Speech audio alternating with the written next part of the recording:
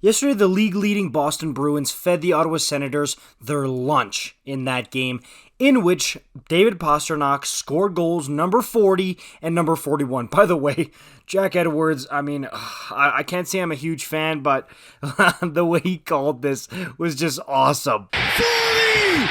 So yeah, even though I think he's one of the biggest homers in the entire league, that was great. 40! But what can you do? Also, after he scored number 40, this guy in the back who's clearly having a grand old time, woo, love the little dance move there. I like doing that. Does anybody else do that after a big goal?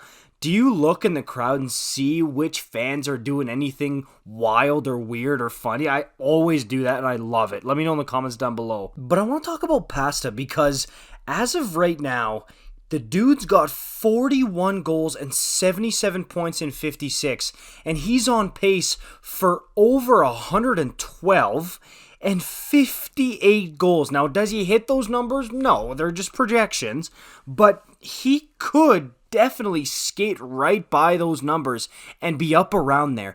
And that means that this is getting absolutely crazy for the Boston Bruins because if you'll remember, David Pastrnak is a free agent at the end of this season. And yes, in Boston, as we know, with guys like Bergeron, who is basically getting paid in peanuts, and same with Marchand right now, compared to what they're actually worth on the open market and how much they would get paid as free agents, the culture in Boston is to take a pay cut. It's to take less in order to win.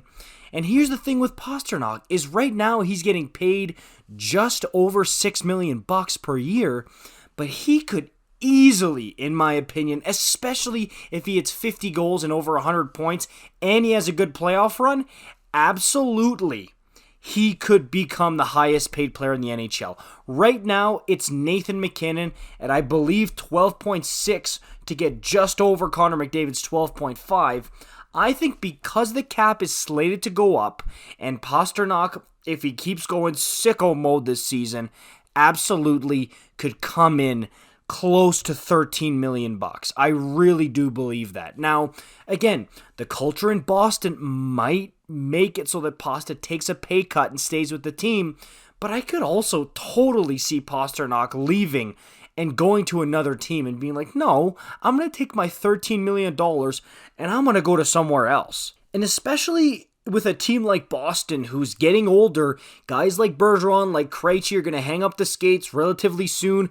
Marchand isn't a spring chicken anymore. You need Pasta as a building block going forward with the McAvoys and the Allmarks of the world as your new core going forward. So Pasta has all the leverage here. He could call up Don Sweeney and say, hey, I want you to put $15 million in a backpack, come to my doorstep, get on all fours and bark like a dog, and Sweeney would have to do it in order to keep David Pastrnak because all the leverage is here. This is a guy who is an absolute all-star, world-class offensive player here.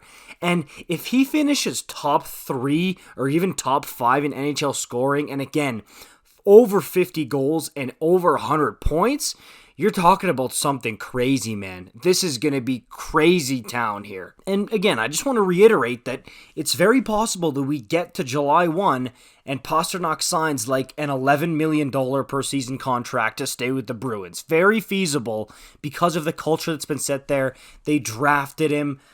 That's just the way she rolls. But I also could easily see a universe where Pasta's like, nah, you know what? Arizona sounds pretty good for 13 mil, or how about Nashville, or somebody like that. I could see that happening for David Pastrnak for sure. Let me know what you guys think about this in the comments down below. This is going to get crazy here, and I'm all for it. Give me the whole soap opera for this. See you in the next one. Peace out.